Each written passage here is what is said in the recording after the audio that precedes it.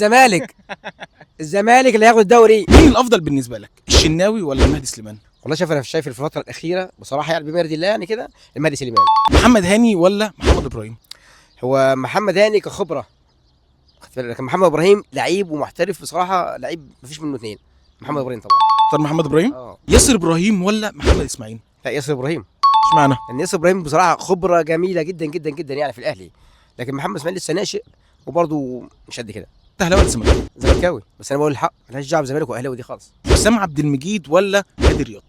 ولا مين؟ هادي رياض. لا حسام عبد المجيد طبعا. كل الدنيا هتقول لك حسام عبد المجيد، اهلاويه زملكاويه كله هيقول لك حسام عبد المجيد. الفتره الاخيره دي كمان بالذات عامل ماتشات جميله جدا جدا جدا يعني، دفاع ما شاء الله مش احسن من كده. طب لو قارنت حسام عبد المجيد ببيكهام؟ حسام عبد المجيد برضه. طب لو قارنته بياسين مرعي؟ حسام عبد المجيد برضه يكسب. بنتايك ولا بالعمري؟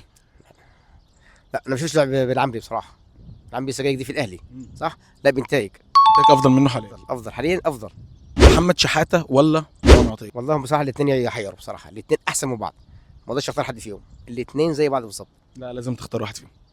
مروان عطيه احسن من شحاته. اكيد ايوه طبعا. من رمضان ولا احمد فتوح؟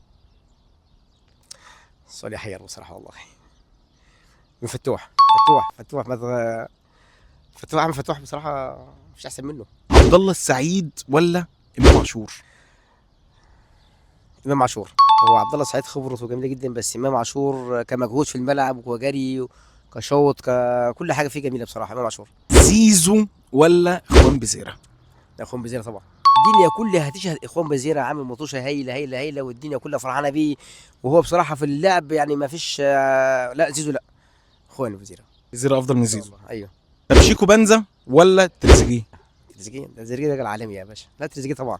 لا شيكو ما يجيش جنبيه حاجه خالص. ناصر منسي ولا مروان عثمان؟ منسي طبعا. منسي هداف مفيش منه اثنين. ناصر منسي الاسطوره يا باشا. ناصر منسي الاسطوره. مين هياخد الدوري السنه دي؟ الزمالك. الزمالك اللي هياخد الدوري ان شاء الله. بفرق كام نقطه؟ لا مش هيبقى كتير، يا 3 نقط يا 6 نقط اكتر حاجه.